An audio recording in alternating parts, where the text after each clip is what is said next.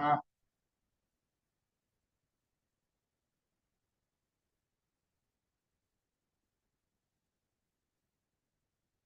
හරි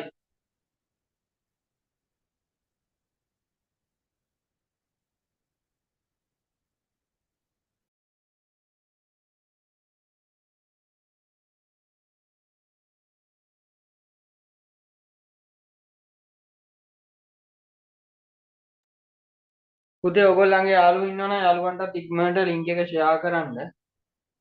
අපි වැඩේට බහින්න හදන්න.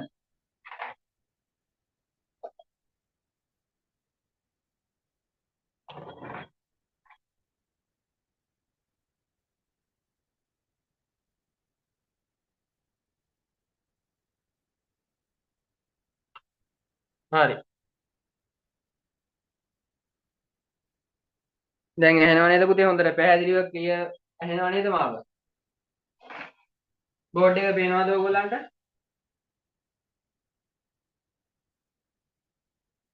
පොඩක් ආයෙ පුතේ chat එකට දාන්නකෝ. මේ YouTube එකේ ඉන්න අයට අවුලක් නැහැ නේද? හරි මම zoom link එකක් දැම්මා මේ පින් කරලා ඇති channel එකේ ඔයගොල්ලන්ගේ live එක ගාව මේ පින් කරලා තියෙන්නේ මේ zoom එකට එන කට්ටිය zoom එකට set වෙන්න. හරි? සිග්නල් මදි මොනවා හරි අවුලක් තියෙනවා. හරි? ඔයගලන්ට පහසු විදියකට මේකට සෙට් වෙලා වැඩේ කරගන්නයි තියෙන්නේ. පොඩක් ආයෙ පාරක් දාන්න පුතේ ඔයගොල්ලෝ chat එකට පොඩ්ඩක් මට බලා ගන්න ඇහෙනවද කියලා හරියට. කේස් එකක් නැතුව ඇහෙනව නේද? හරි ඇහෙනවනේ. එහෙනම් එච්චරයි. එහෙන්නයි ඕනේ. හරි. හරි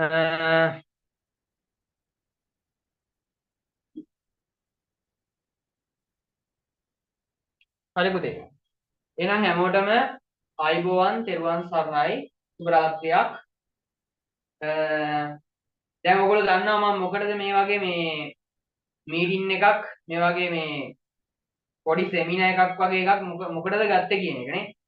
දැන් අපි පුතේ මේ අවසන් කියන්නේ 2025 උසස් පෙළ විභාගයට මුහුණ දෙන දරුවන් වෙනුවෙන් විශේෂ වැඩසටහනක් අරගෙන ආව විශේෂයෙන් ඕගොල්ලෝ සමහරලාට දන්නවා ඇති නොදන්නවත් ඇති අලුතෙන්ම මේ වගේ මීටින් එකකට මගේ මීටින් එකකට ක්ලාස් එකකට මේ වගේ අර සම්බන්ධ වෙන්න අලුතෙන් කට්ටියත් ඇති YouTube එකෙන් එහෙම සෙට් වෙන කට්ටිය එහෙමත් ඇති හරිද කොහොම නමුත් ඔයගොල්ලන්ට පුතේ මේ 2025 උසස් පෙළ කලා විෂය ධාරාව යටතේ හරි කලා විෂය ධාරාව යටතේ විභාගයට මුහුණ දෙන දරුවන්ට අපි විශේෂ වැඩසටහනක් අරගෙන එනවා හැම අවුරුද්දකම වගේ ඒක තමයි මේ අනුමාන ගෙසින් හරි අනුමාන නොවන හරිමාන කිය.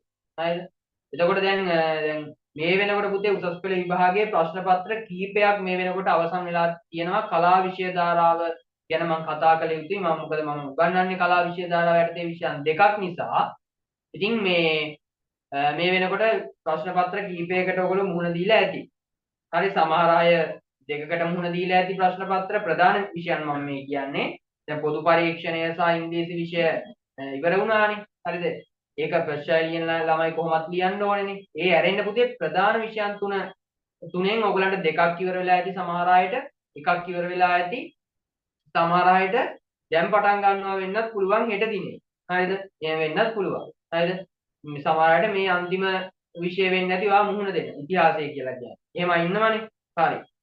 ඒතර කොහොම නමුත් අපි අනුමාන දෙන එක පුතේ 2021 අවුරුද්දේ ඉඳන් 2021 22 23 24 මේ 25 මේ කියන්නේ පස්වෙනි අවුරුද්ද මගේ පස්වෙනි A level batch එක තමයි මේ යවුවේ මේ මුහුණ දෙන්නේ උසස් පෙළ විභාගයට. ඉතින් ඔය දක්වාම පුතේ අනුමාන නොවන හරිමාන පේපර් මම දුන්නා. හරිද? අනුමාන කොටස් විශේෂයෙන්ම එක්සෑම් ලඟ වෙනකොට හැමෝටම දෙනවා. උගුම් සර් ගම සමහර අය දන්නව නොදන්නවත් ඇති. බොහෝ දෙනෙක් මේ වෙනකොට දන්නවා. ඉතින් ඒව ගැන කතා කරනකොට පම්පෝරියක් ගහනව නෙවෙයි. මේක දැනගෙන ඉන්න බෑ. දැන් අපි මේ දක්වා දැන් අපි ගත්තොත් ප්‍රශ්න පත්‍ර කිහිපයක් ගැන කතා කරමු. සිංහල විෂය.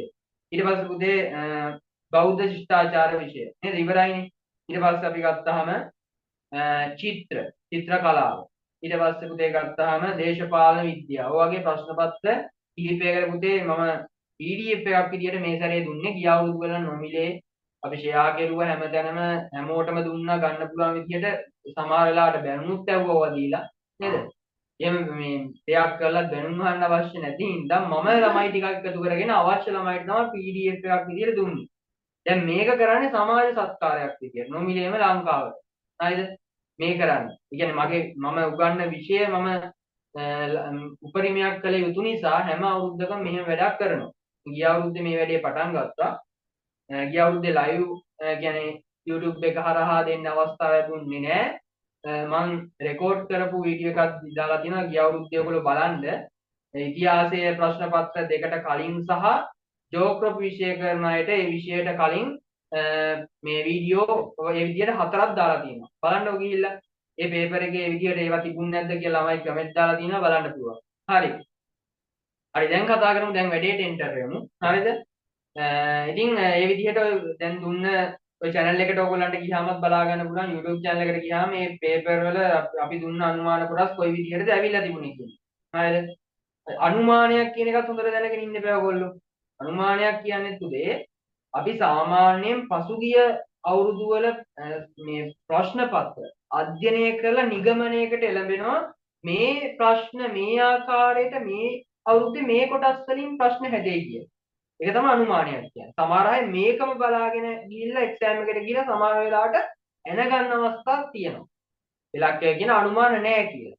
හැබැයි හරියට නිරීක්ෂණය කරුවොත් මම කියන්නේ මම රෙකමන්ඩ් කරනවා මම දෙන ඒවා කොහොමද? සමහරවිට බලපුවාම මේ කොටස් වලින් ඇතුලේ අණු කොටස් විදිහට ඒ කොටසට අදාළව ඇවිල්ලා තියෙනවා. වක්‍රාකාරයෙන් අහලා තියෙනවා ප්‍රශ්න. සමහර අයට නෑ කියන්න පුළුවන්. හැබැයි හොඳට අධ්‍යයනය කළ බැලුවොත් ඇවිල්ලා තියෙනවා කොහෙන්ද? නේද? සමහර අය දැන් ගත්ත ළමයි ඇති මගේ PDF එකෙන්. හරිද? ඉතින් ඒ විදිහට පුතේ ඇවිල්ලා තිබුණා 80%කට වැඩිය. ඇවිල්ලා තිබුණා අපි දුන්න අනුමාන කොටස් වලින් ඒ PDF එක හරහාම දුන්නේ. නොමිලේ කිහිපයක් පුතේ කොටස් විදිහට විෂයන් කිහිපයක මම දුන්නා. ඔය BC විෂය සිංහල වගේ ඒවා ඔය රචනා වගේ ඒවා කොටස්. ඇවිල්ලා දුන්න රචනා ඔයගලන්ට පහත් කොහෙද තියන්නේ නේද මාතෘකාවේ පහෙන් හතරක්ම තිබුණා මම දුන්නේ ඒවා. හරිද? ඉතින් මම කරන්නේ පුතේ විෂයක් විදිහට ඉතිහාසය සහ භූගෝල විද්‍යාව තමයි උගන්වන්නේ. උසස් පෙළ මේ විෂය ධාරාවයට. උසස් පෙළ මම උගන්වන්නේ ඉතිහාසය භූගෝල විද්‍යාව. ඉතින් අර PDF එක දෙන එක සහ ඔය අනුමාන දෙන වැඩේ අනිත් විෂයන් වලට හැම අවුරුද්දකම වගේ කරනවා 2021 තමක පටන් ගත්තා. හරිද? දැන් මේ 25 කියන්නේ පස්වෙනි අවුරුද්ද. හරිද? ඉතින් අපේ සිලබස් එක පුතේ හැදෙන්නේ 2019 ඉඳන්. 19 ඉඳන් තමයි මේ එන සිලබස් එක ඔය තියෙන්නේ. මේ සිලබස් එකේ බොහෝ දුරට මේ අවසානයේ වෙන්න පුළුවන් ඔයගොල්ලෝ මුහුණ දෙන්නේ. අවසන් ප්‍රශ්න පත්‍රයට වෙන්න පුළුවන් මේ සිලබස් එක යටතේ. දැන් ඔය අධ්‍යාපන ප්‍රතිසංස්කරණ ටිකක් වුණානේ. හරිද? බොහෝ දුරට ලබන අවුරුද්දේ ඉඳන් පේපර් එකේ ආකෘතිය සමහරට වෙනස් වෙන්නත් පුළුවන්. හරි දැනට ওই විදිය තමයි යන්නේ. ඕගොල්ලෝ මුණ දෙන්නේ කලින් අවුරුද්ද වල ආපු පේපර් එකේ ආකෘතියට තමයි. හරි. දැන් මම වැඩේට බහිනවා. දැන් ඔයගොල්ලෝ බලාගෙන ඉන්නේ මොනවද සර් හෙට එන්නේ? පේපරේ හෙට මොන වගේ වෙයිද? ඔන්න ඔය කුතුහලය තමයි දැන් හැමෝටම තියෙන්නේ. මොන වගේ පේපර් එකක් හෙට හැදෙයිද? ඉතිහාසයේ ඉන්දියන් ඉතිහාසයේ පේපරේ මොන වගේ වෙයිද? යුරෝපා ඉතිහාසයේ පේපරේ මොන වගේ වෙයිද? ඔන්න ඔය දෙකේ තමයි විශේෂයෙන් දෙන්නේ. නූතන ලෝක ලියන ළමයිනුත් බොහෝ දුරට ගොඩක් ලංකාවේ ඉන්දියන් ඉතිහාසය සහ යුරෝපා ඉතිහාසය කරන ළමයි තමයි බහුතරයක් ඉන්නේ. ඉතින් මම මේ දෙක ටාගට් කරලා තමයි පුතේ අනුමාන කොටස් ලබා දීම කෙරුවේ. PDF එක පුතේ මීට කලින් වලට ගන්න තිබුණා. PDF එකේ හැම විෂයන් 11ක් වගේ ප්‍රමාණයකට අදපු PDF එකක් තමයි තිබුණේ. ඒ PDF එක කලින් ළමයි ගත්ත අය එන්නවා. නොගත් අයට විශේෂයෙන්ම තමයි මේ වැඩේ කරන්නේ. හරිද? නොමිලේ වැඩේ යන්නේ. හරිද? මේ ඉතින් ඕගොල්ලෝ දැන් බලාගෙන ඉන්නේ මොකක් වෙයිද කියන එක හෙට පේපරේ මොන වගේ වෙයිද කියන එක. දැන් පාඩම් කරන්න දැන් මේ සර් වෙලාව යනවා ටක් ගාලා කියන්න කොහෙද කියලා දාන්න ඕන කියලා. එහෙම බෑ. එහෙම එකපාරට කියලා හරියන්නේ නැහැ මේකේ. පොඩ අපි යමු. හරිද? හරි. ඉතින් මේ ඕගොල්ලෝ දැන් හොඳට පාඩම් කරලා ඇත්තේ මේ වෙනකොට. හරිද? පාඩම් කරලා ඉන්න ඕනේ හැබැයි ඈ. පාඩම් කරලා ඉන්න ඕනේ. ඕගොල්ලන්ට තියෙන්නේ මම දැන් මේ කියන ඒවා ටිකත් ඕගොල්ලන්ගේ විභාගයට රුකුලක් කරගන්න. තේරුණාද? අත්‍යසිල්ලක් කරගන්න. සර් මේ ටික කිව්වා මේ ටික ටිකක් වැඩිපුර බලා ගන්නවා. මම හොඳට පාඩම් කරලා ඉන්නේ. පාඩම් කරලා නැති මේකෙක් නම් මේ ටිකත් බලා ගන්නවා කොහොම හරි. මේ ප්‍රශ්නයක් කීපයකට උත්තර ලියලා මං ගිහිල්ලා වැඩේ කර ගන්නවා කොහොම හරි. හරිද? කොහොම හරි මේ ගොඩ දා ගන්නවා. හරිද? මේකේ අවසානයේ වෙනකොට ඔයාලට S එකේ ඉන්නවා නම් නැත්නම් F මට්ටමේ ෆේල් වෙන මට්ටමේ ඉන්නවා ඔයාලට අනිවාර්යෙන් C එකක් කියන්නේ ෆේල් වෙන එකට C එකක් ඊට S මට්ටමේ ඉන්න එකට B එකක් මේකට යන්න පුළුවන්. A මට්ටමේ ඉන්න එකට A+ එකක් දාගන්න බැරි කමක් නැහැ. C එකේ ඉන්න එකට B A මට්ටම වලට යන්න බැරි කමක් නැහැ. හරියට මේ ටික බලා ගන්න ඕනේ. හරිද? හරි. එතකොට දැන් අපි කතා කරමු ඉතිහාසයේ ප්‍රශ්න පත්‍රය ගැන. සමහරවිට ඉතිහාසයේ ප්‍රශ්න පත්‍රය ගැන අවබෝධයකුත් නැහැ. හරිද? ඒ අවබෝධයක් දෙන්න එපා. හරිද? නිකම්ම මේක කියලා වැඩක් නැහැ. හරිද? හරි. මෙහෙමයි පුතේ ඉතිහාසයේ ප්‍රශ්න පත්‍රය අපි කතා කරමු ලංකා ඉතිහාසය ගැන මම මෙතන කතා කරන්න යන්නේ. හරිද? ලංකා ඉතිහාසයේ පේපරේ වගේම ආකෘතියක් තමයි පුතේ යුරෝපා පේපරේ සහ ඉන්දියන් ඉතිහාසයේ පේපරේ තියෙන්නේ. හරිද? හරි අපි කතා කරමු ලංකා ඉතිහාසයට කලින් මම මීටින් එකක් ආයෙ ගන්න. හරිද? ඒකදී අපි ලංක ගැන කතා කරමු. දැන් හෙට දවස ගැන අපි කතා කරන්න ඕනේ. හරි. හෙට දවසේ තියෙනවා ඉන්දියන් ඉතිහාසය. ඉන්දියන් සහ මොනවද පුතේ යුරෝප. ඕකනේ ඉතින් බහුතරයක් ඉන්නේ. ඒ වගේම නූතන ලෝකයක් තියෙනවා. නූතන ලෝක ඊටාම සුළු පිරිසක් තමයි ප්‍රශ්න පත්‍රයට මුහුණ දෙන්නේ. නූතන ලෝක ප්‍රශ්න පත්‍රය. හරිද? දැන් මේ ලංකා ඉතිහාසය කියන එක පුතේ අනිවාර්යෙන් අපි කරන්න ඕනේ. මේ උසස් පෙළ කර ඉතිහාසය කරන ළමෙක් ලංකා ප්‍රශ්න පත්‍රයට අනිවාර්යෙන් මුහුණ දෙන්න ඕනේ. මේ තුනෙන් පුතේ එකක් කරන්න තියෙන්නේ. ඉන්දියන් හරි නැත්නම් යුරෝප හරි නූතන ලෝක හරි. දැන් ඔයා මේ තුනේ එකක් තෝරගෙන ඇති. බෞද්ධයන් මෙතන ඉන්න අය ඉන්දියන් හරි යුරෝප හරි තෝරගෙන ඇති. නූතන ලෝක කරන ළමයි ඉන්නවද? ඉන්නවනම් පොඩ්ඩක් දාන්නකෝ chat එකට. නූතන ලෝක කරන ළමයි මම හිතනවා නෑ කියලා. හරිද? එහෙනම් ගොඩක් අය අඩුයි නේ. එහෙම කරන අය ඉන්නවනම් ඉන්නවද? Zoom එකේ එහෙම ඉන්නවද? නෑනේ. හරි. එතකොට ඉන්දියන් යුරෝපා කරන අය තමයි බහුතරයක් ඉන්නේ. නූතන ලෝක හරීම සුළු පිරිසක් තමයි කරන්නේ. හරිද? කොහොම නමුත් මේ ඉතිහාසය කියන විෂයේ ඉස්සෙල්ලාගියත් බොහෝ දුරට වැඩි. පහුගිය අවුරුදු එක සාපේක්ෂව බලනකොට. හරිද? කොහොම හරි මේ ඉතිහාසයේ විෂය තෝරගත්ත එකත් හොඳ දෙයක් වුණා. හැබැයි ඒ වගේම ඉතිහාසයේ විෂයේ හොඳකම කියලා කියන්නේ ඔයාලට ඉතාම අඩු ප්‍රශ්න ප්‍රමාණයකට තමයි රචනා ප්‍රශ්න ප්‍රමාණයකට තමයි මුහුණ දෙන්න තියෙන්නේ. හරිද? ප්‍රශ්න කීයද රචනා ප්‍රශ්න කීයකටද උත්තර ලියන්නේ 3යි. පේපරේ ආකෘතිය ගැන කතා කරනකොට මම කිව්වනේ ලංකා පේපරේ අපි අනිවාර්යෙන් කළ යුතුයි හැමෝම. ඒ වගේම මේ තුනේ එකක් කරන්න ඕනේ. හරි. ලංකා එක්ක ඉන්දියන් කරන අය ඉන්නවා. ලංකා එක්ක යුරෝපා කරන අය ඉන්නවා. ලංකා එක්ක නූතන ලෝක කරන කට්ටිය ඉන්නවා. හරිද? එතකොට මේ පේපර් පුතේ මේ හතරම ගත්තාම එකම ආකෘතියක් තමයි තියෙන්නේ. ආකෘතිය එකයි පේපරේ ඈ. සර් කෙහෙල් මලක් කියනවා මේ අනුමාන ටික දීලා යකුවේ යවන්න බෑ. එහෙම බෑ. මේක පේපරේ හරියට වැඩේ කරන හැටි කියලා දෙන්න එපා. හරිද? පේපරේට හරියට මුණ දෙන හැටි කියලා දෙන්න එපා. මේ සමහරවිට වල ක්ලාස් එකේ මේවා කියවිලා සමහරවිට කියවිලා නැතුව ඉන්න ළමයිනුත් ඉන්නවා. හරිද? ඉතින් මේක හරියට දැනගෙන පුතේ එක්සෑම් එකට යන එක වැදගත්. පේපරේ පුතේ ආකෘතිය එකයි. මම 2019 දී ආකෘතිය තමයි මම මේ ගන්නේ. ඒ ආකෘතියට තමයි මේ සැරේ පේපරේ හැදෙන්නේ. වෙනස්කමක් වෙන්නේ නැහැ. හරිද?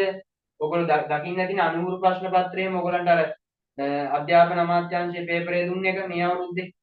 ඒක සමහර නැති කට්ටිය වුණනම් මට මැසේජ් එකක් දාන්න මේ පේපර් තුන මේක ඉල්ලගන්න යුරෝපා සහ මේ මොකද්ද යුරෝපා ඉන්දියන් ඒ වගේම ලංකා පේපර් ටික මං ගාව තියෙනවා පිළිතුරුත් එක්ක ඒක ඕන කට්ටිය ඉල්ලගන්න මැසේජ් එකක් දාලා මගේ නම්බර් එක ඔය YouTube එකේ ඉන්න කට්ටිය දන්නේ නැත්නම් සමහරට දන්නවා ඇති 0යි 076යි 60යි 73යි 826 ඔය නම්බරේට මැසේජ් එකක් දාන්න ඕනේ. ඔකට දාන්න WhatsApp මැසේජ් එකක් නැති කට්ටිය අර පේපර් එක. අධ්‍යාපන අමාත්‍යාංශයේ පේපර් එක. ඒකම බලලා ගිහලා ඒ ප්‍රශ්න ටිකම එන්නේ නැහැ විභාගෙට ඈ. ඒක කරලා යන එක වැදගත්. හරිද? කොහොම නමුත් ඔන්න මම කියනවා පේපර් එකේ ආකෘතිය පුතේ. ලංකා පේපර් එක වගේම තමයි අර පේපර් තුනක් තියෙන්නේ. දැන් හෙට ලියන පේපරෙත් ඒ ආකෘතිය තමයි හැදෙන්නේ. 2019 ඉඳන් ආපු මේ සිලබස් එකේ ප්‍රශ්න පත්‍ර ආකෘතිය අනුව තමයි මේ කියන්නේ. හරිද? මේ සැරේ පේපරෙත් ඒ විදිහ ආකෘතියට හැදෙන්නේ. හරි අපි දන්න විදිහට පුතේ ඔයගොල්ලෝ ලියලා තියෙන විදිහට පාස් පේපරුත් කරලා තියෙනවානේ. අනුමාන පේපරුත් ඔයගොල්ලෝ කරලා ඇති. හරිද? එතකොට අපි දන්නවා ආකෘතිය පුතේ. අපි දන්නවා කාලය පුතේ මේ ප්‍රශ්න පත්‍රයට හම්බ වෙන්නේ ඉන්දියන් යුරෝපා නූතන ලෝක සහ ලංකාව. ඔය ඔක්කොටම හම්බෙන්නේ කාලය කොච්චරද? පැය 3යි මිනිත්තු 10යි. මිනිත්තු 10 පුතේ පේපරේ හොඳට කියවන්න ප්‍රශ්න තේරුම් ගන්න. තේරුණාද මිනිත්තු 10 හම්බ වෙන්නේ. හරිද? පැය 3 පේපරේ උත්තර ප්‍රශ්න තේරුම් අරගෙන ප්‍රශ්නවලට උත්තර ලියන්න තමයි මේ පැය 3 කාලය. හරිද? ඒක හරියට මිඩංගු කරන්න ඕගොල්ලෝ දැනගන්න ඕනේ. හරිද? එතකොට මතක තියාගන්න පේපරේ ආකෘතිය ගත්තාම ලංකා ඉන්දියන් යුරෝපා නූතන ලෝක. ඔය ඔක්කොගේම එකම ආකෘතිය කිව්වනේ. හරි. පේපර් එකේ කොටස් දෙකක් තියෙනවා පුතේ. එක කොටස සහ දෙක කොටස කියලා. හරිද? එක කොටස ගත්තාම මේකේ මොනවද පුතේ තියෙන්නේ? දන්න කට්ටිය zoom එකේ කියන්න බලන්න මොනවද පුතේ තියෙන්නේ? එක කොටසේ තියෙන්නේ පුතේ මොනවද? M C Q 40ක්.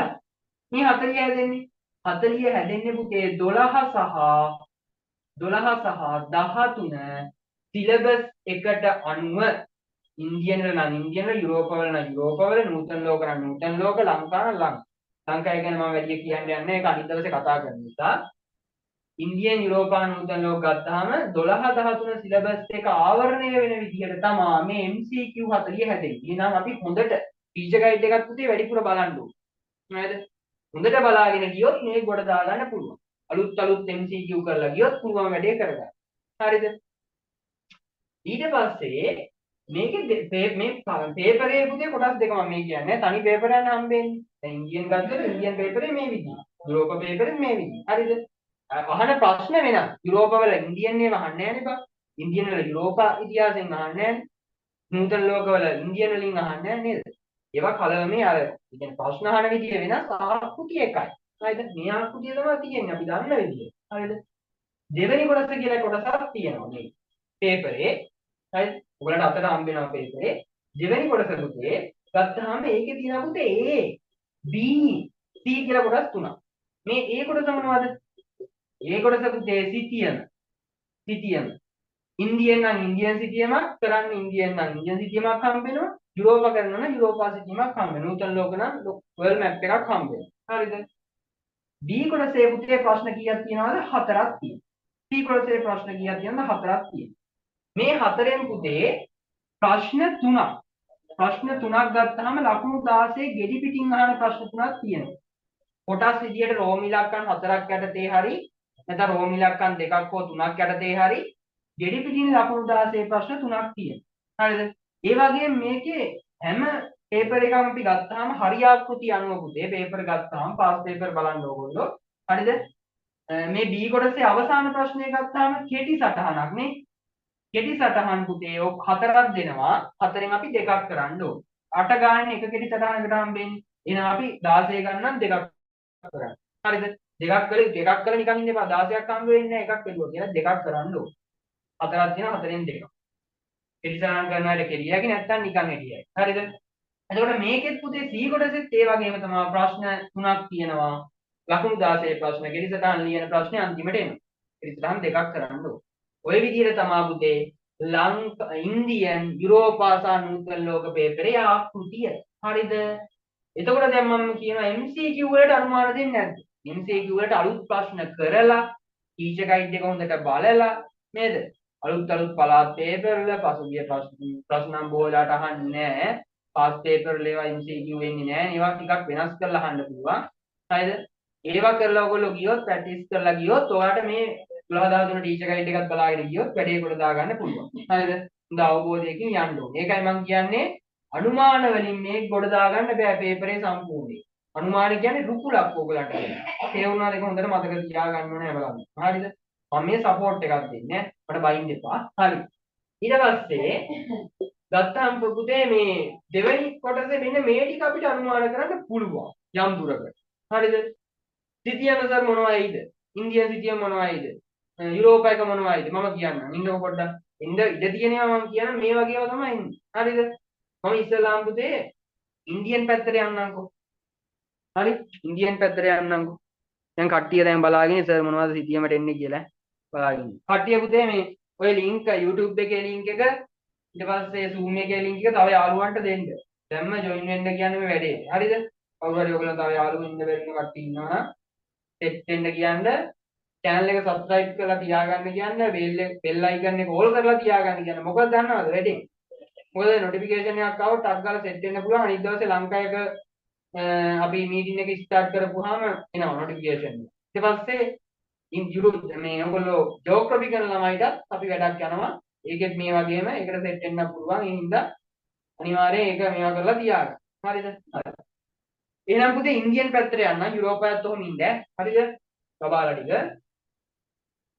හරි. සිටියමේ පුතේ මෙන්න මේව තමයි පුතේ ඉන්දියන් වල බොහෝ වෙලාවට එන්නේ.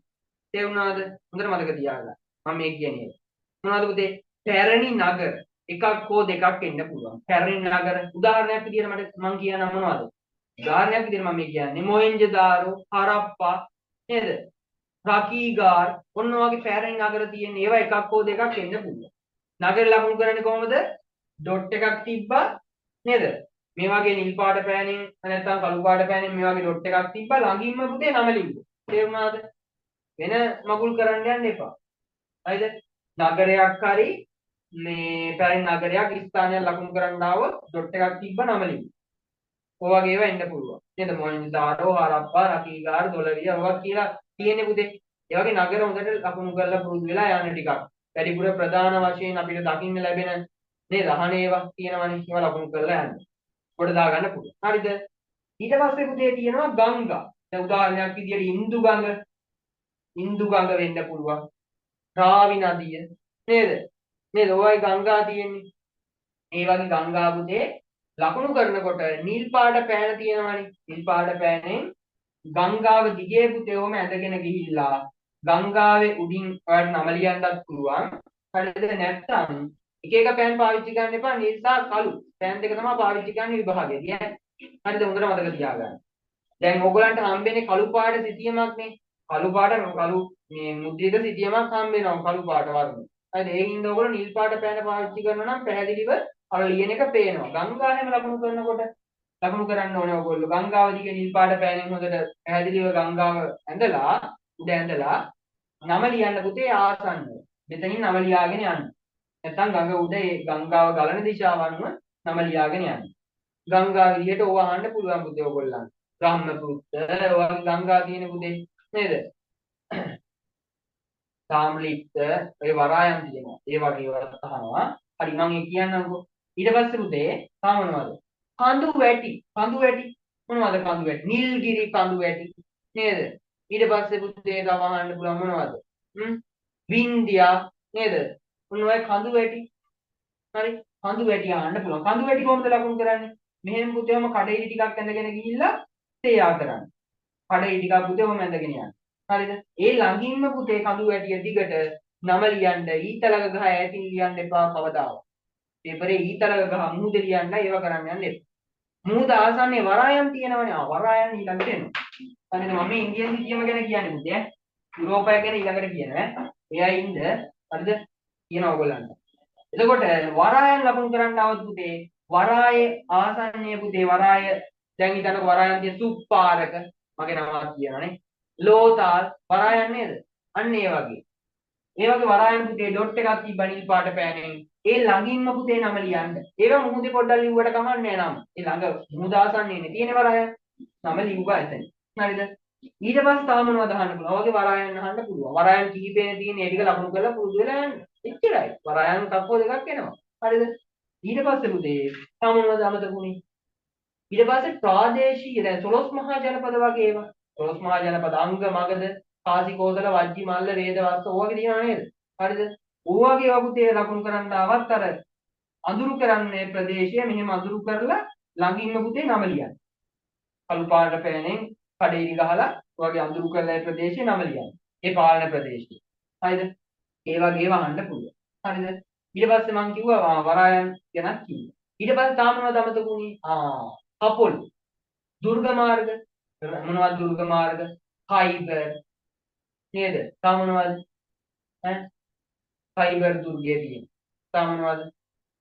ගෝලාන් දුර්ගය නේ. ඔය වගේ දුර්ග මාර්ග පහක් හයක් තියෙනවා. බටහිරට වෙන්නට බොහෝ දුරට තියෙනවා ඉන්දියන් මේ මැප් එකේ බටහිර කලාපයට වෙන්නට නේද? අන්න වයඹදිග පැත්තට වෙන වයඹදිග දුර්ග මාර්ග කියලා කියනවා විශේෂයෙන්ම නේද? වයඹදිග පැත්තට. හරි? වයඹදිග දුර්ග මාර්ග කියලා කියනවා. දුර්ග මාර්ගත් බොහෝ දුරට පුතේ ඉන්දියන් ඉතිහාසය වෙනස් කරන්න බලපෑවා. දුර්ග මාර්ගනේ. ඒ දුර්ග මාර්ග එකක් හෝ දෙකක් එන්න පුළුවන්. එකක් එන්න පුළුවන් බොහෝ වෙලාවට ඔය කියපු ඒවාන් නේද? ඔය දුර්ග මාර්ග 3-4යි තියෙන. ඒක හොඳට ලකුණු කරලා පුරුදු වෙලා යන්න. 5-6ක් විතර තියෙනවා. හරිද?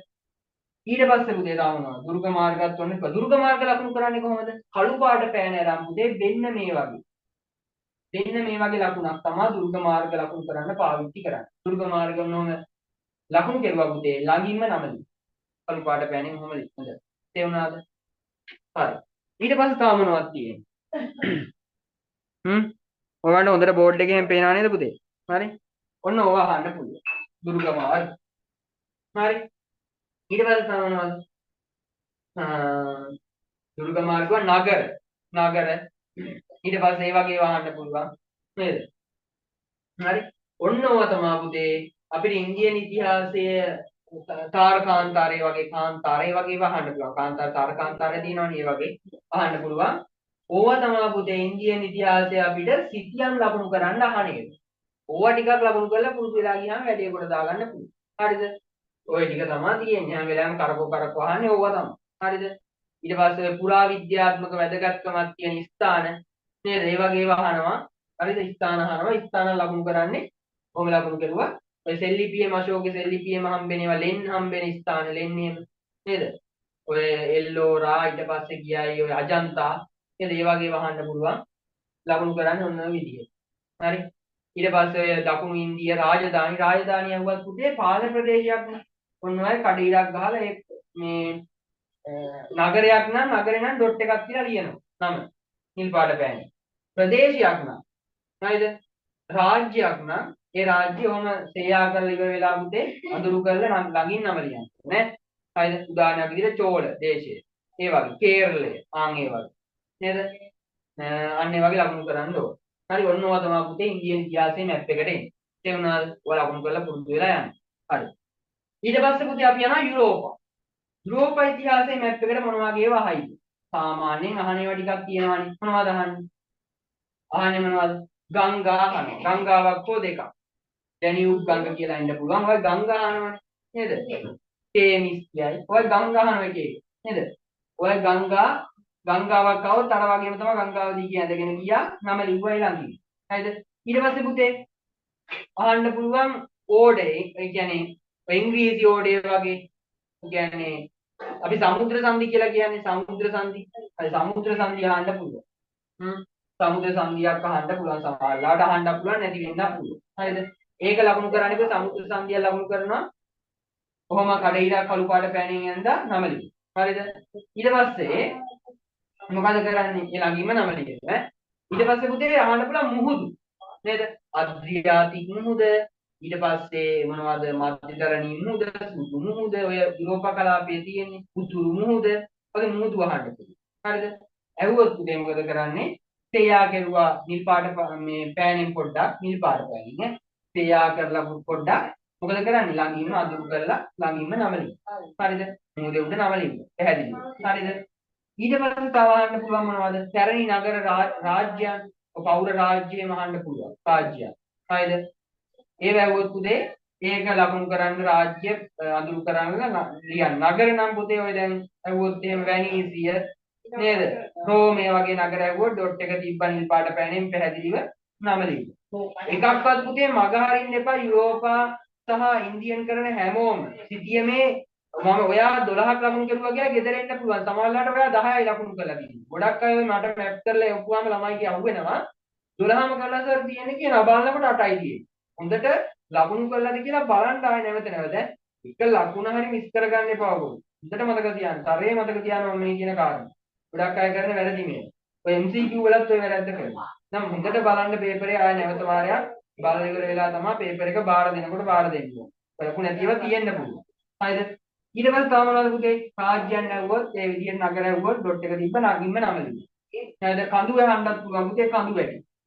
යුරෝපයේ තියෙන කඳු වැටියේ නම මේ ඇඳා අර වගේම මේ ඉන්දියන් වල වගේම කඳු වැටිය වුණ සෙයා කෙරුවා. ඊට පස්සේ නම ලියන්න. ළඟින්. ඔන්න ඕවා තමයි පුතේ දූපතක් අහන්න පුළුවන් සිසිලිය වගේ දූපත් එහෙම අහන්න පුළුවන් ওই මධ්‍යධරණී කලාපයේ සහ ඔය යුරෝපා කලාපයේ තියෙන රටවල් බර්ලින් වගේ රටවල් ඔය ලෝක යුද්ධ වලට සම්බන්ධ ඒ වගේම එහෙම අහන්න පුළුවන්. හරිද? රටක් අහන්න පුළුවන් නගරයක් අහන්න රටක් ඇහුවොත් රටක් නම් අර පාලන ප්‍රදේශයක් නේ. ඒක සේයා කරලා පුතේ පැහැදිලි වෙන රට වෙන් කරලා දක්වන විදිහට වෙන් කළ දැක්කෙන විදිහට පැහැදිලිව ලකුණු කරලා ඔයගොල්ලෝ නම ලියන්න. හරිද? එතකොට තමයි ලකුණු හම්බෙන්නේ. ඔන්න ඕවා තමයි පුතේ අහන්නේ එක්සෑම් එකේදී ඔයගොල්ලන්ට යුරෝපා ඉතිහාසයේ සිටියම හරිද? ඔය විදිහට ඕවෙන් තමයි හැදෙන්නේ. හරි දැන් යනවා මම ඊළඟට වැදගත් මේක. ඔයගොල්ලෝ පුනා බලා සිටි පොයින්ට් එකට යන්න හදන්න. මොකද්ද පොයින්ට්? සිටියමත් හරි. එහෙනම් මොකද්ද? MCQ ගැනක් තියෙනවා. ඒකත් හරි. ඊළඟට මොකද්ද? මෙන්න මේ වැඩේ. BC කොටස් වල සර් මොන වගේ ප්‍රශ්න හැදෙයි? හරි. පොලයක් එහෙම තියෙන ටක් ගාලා ඔයගොල්ලෝ නැත්නම් දා ගන්න පොඩක් ළඟ මේ මං කියනවා පොඩ්ඩක් වැඩිපුර බලා ගන්න ඕනේ පුතේ ඈ. හරිද? මේ යන්න එපා පුතේ. ඕගොල්ලෝ මේ මීටින් එකේ ඉන්න මේක අතිශය වැදගත් තැනක් දැන් කතා කරන්නේ දැන් ඉඳන් මේ මග හැර ගන්න නම් එපා. හරි. මග හැර ගන්න එපා. යන්න එපා කොහෙවත්. හරි. වැඩේට සෙට් වෙලා මේ වැඩේ කරගන්න ඕගොල්ලෝ වෙනුවෙන් මේ කරන වැඩේ. උපරිම දෙයක් කරගන්න ළමයි ඈ. හරි. ඔන්න පුතේ B කොටස. ඉන්දියන් වල මම ඉස්සෙල්ලා කතා කරලා ඊළඟට යුරෝපා වලට යන්නම්. B කොටසේ ප්‍රශ්න හතරක් හැදෙනවනේ පුතේ. දැන් A කොටස කතා කරනවා. සිටියම ගැන කතා කරලා ඉවරයි ඉන්දියන් වල යුරෝපා වල.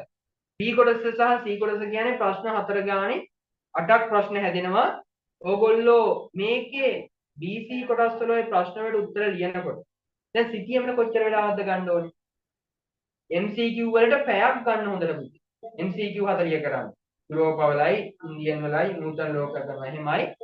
ඕගොල්ලෝ MCQ 40ට පැයක කාලයක් ගන්නවා කියලා මම කියනවා. පැයක කාලයක් ගන්න හොඳට අරගෙන කල්පනා කරලා වැඩේ කරන්න. ඉස්සෙල්ලා ලේසි ටික කරගෙන යන්න. අමාරුව බදාගෙන දඟලන්න එපා. මතක නැති එක. ඒවා පස්සේ කරන්න මතක් කරලා නොකර ඉන්න එපා කරන්න. මතක් කරලා. හරිද? ඊට පස්සේ ඒකට පැයයි. මම MCQ 40ට ඒකට පැයක් ගත්තා. සිටියමට පුතේ විනාඩි 10ක් හරි 15ක් හරි ඇති. හරි ඒකත් ගත්තා. ඔන්න ඒකත් කෙරුවා. හරිද? ඊට පස්සේ රචනා ප්‍රශ්න 3කට උත්තර ලියන්න තියෙනවා අපිට BC කොටස් වල. ඒක එක ප්‍රශ්නයකට. ලකුණු 16 ප්‍රශ්නයකට පුතේ ඔයගොල්ලෝ විනාඩි 30ක් විතර ගන්න ඕනේ. විනාඩි 30ක වගේ ප්‍රමාණයක් ගන්න. ඊට වැඩිය ගන්න යන්න එපා. විනාඩි 30ක වගේ ප්‍රමාණයකින් උපරිම කරන්න ලකුණු 16 ප්‍රශ්න.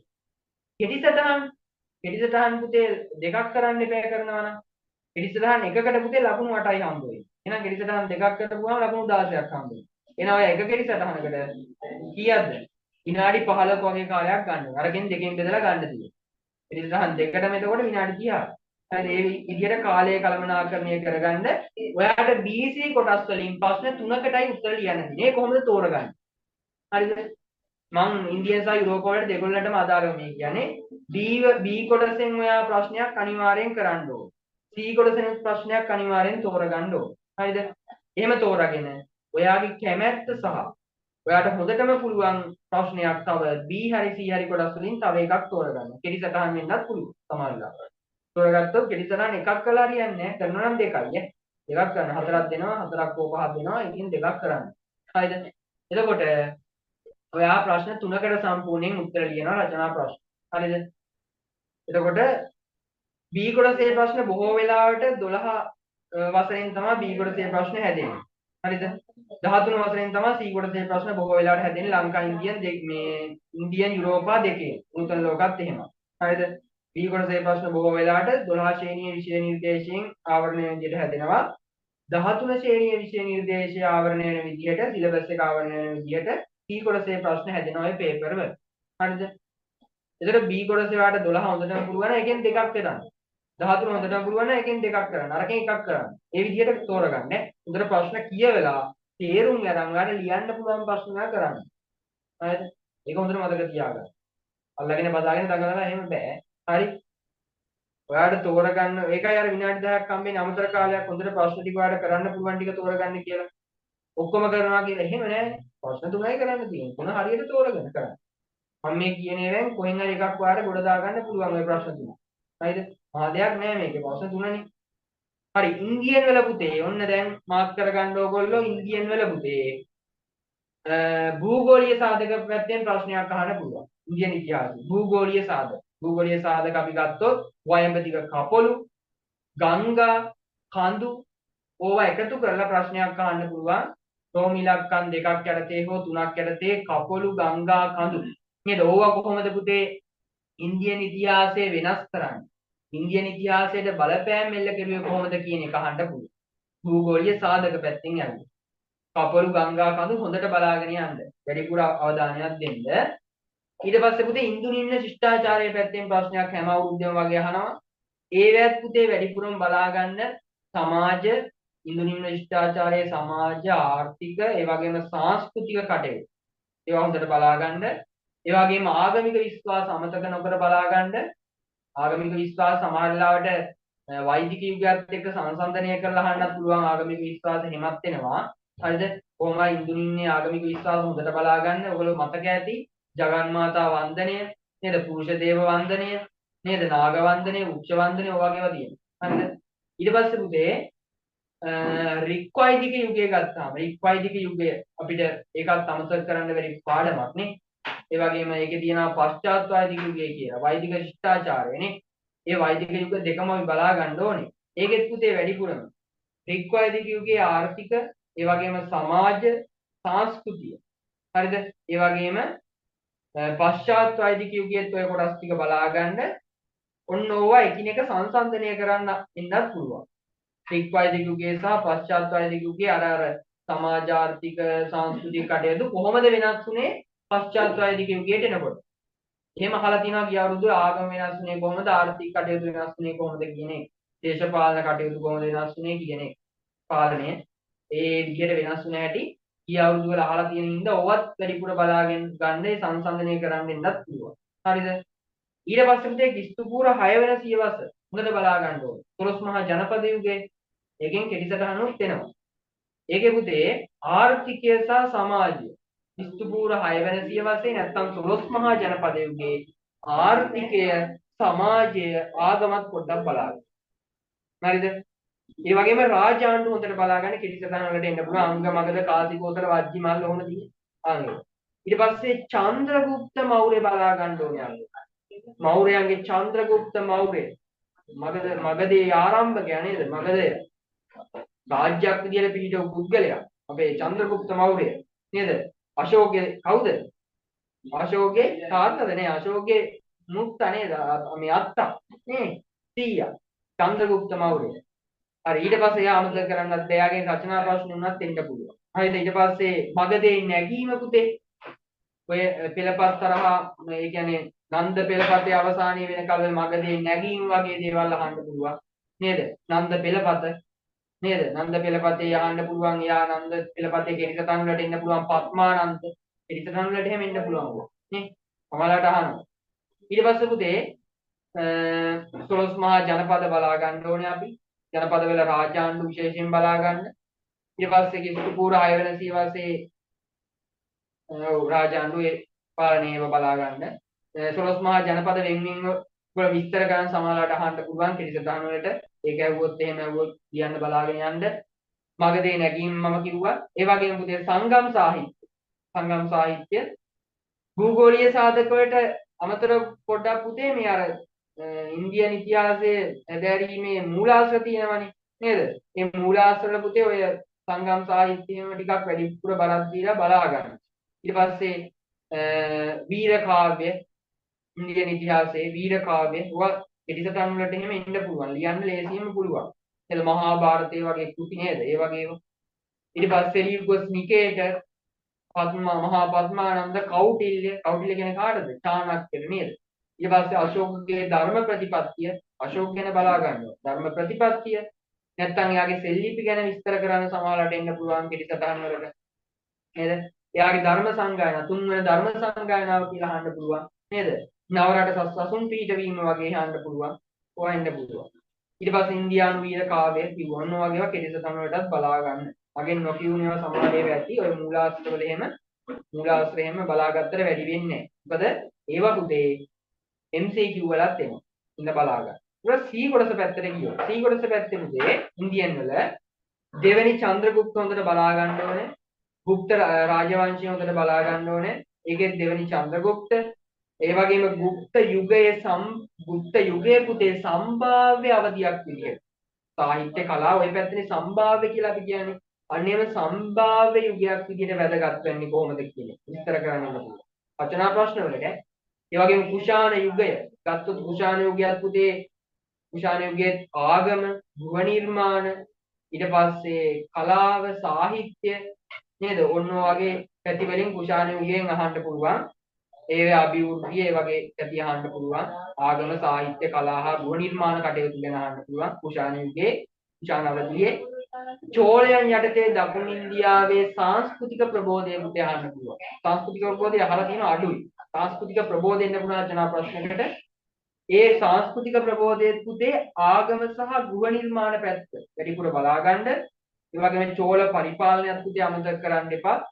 පරිපාලනයේ කොටස් තිබ්බයි ග්‍රාම පාලනය වගේ මේ ක්‍රමයක්. ඒකත් බලා ගන්න. පිටිසටහන් වලට සමාල්ලාට එන්න පුළුවන්. රචනා ප්‍රශ්නයකට එන්න පුළුවන්. හරිද? ඊට පස්සේ පුතේ තව ගත්තොත් අපි Hindu ග්‍රීකයෝ පිටිසටහන් ගත්තාම Hindu ග්‍රීකයෝ අරාබි තුර්කි ආක්‍රමණ, ඌණ ආක්‍රමණ ඊට පස්සේ සාතවාහනයන් යටතේ ඩෙකෑනය ඒක රචනා ප්‍රශ්නයකට අහන්නත් පුළුවන් දකුණු දාසේ හරිද ඒ වගේම පාල රාජවංශය ඔක රචනා ප්‍රශ්නයකට එන්නත් පුළුවන් පිළිසටහනකට එන්නත් පුළුවන් ඒ වගේම ත්‍රිකෝණ අරගලය සයිපාර්ශ්වික අරගලය කියන්නේ ඒක බලා ගන්න නේද ඊට පස්සේ දෙවන පුලකීසින් යටතේ චාලුක්‍ය බලවර්ධනය වගේම ඒවා බලා ගන්න ඕන චාලුක්‍ය බලවර්ධනය නේද දෙවන පුලකේසින් යටතේ මොන වගේ කොටස් පුතේ වැඩි අවධානය දීලා බලාගන්න. මේ අතරින් අතර පුතේ ඔය පුද්ගල නාම ඔය විශේෂයෙන් වැදගත් පුද්ගලයෝ ඔය ලේඛකයෝ නේද කවිකාරයෝ ඉන්නේ නේද 12 ඔය කවි ඉන්නේ මේගොල්ලෝ ටිකක් බලාගන්න. ඔය අතරින් පතර මොකද කෙලිසටහන් වලට එහෙම අහන්න පුළුවන්. ඔය ආක්‍රමණිකයෝ ඉන්නවා මුස්ලිම් ආක්‍රමණිකයෝ ගැන සමාල්ලාට එහෙම අහන්න පුළුවන්. නේද? ඒ වගේ ප්‍රබල පුද්ගලයන් ගැන ටිකක් වැඩි අවධානයක් දෙමින් බලාගන්න. නේද? ඔය මුස්ලිම් ආක්‍රමණයම සම්බන්ධව ඔය මම නිකන් එහෙම මේ කියනවා අහන්න පුළුවන් නේ. හරි.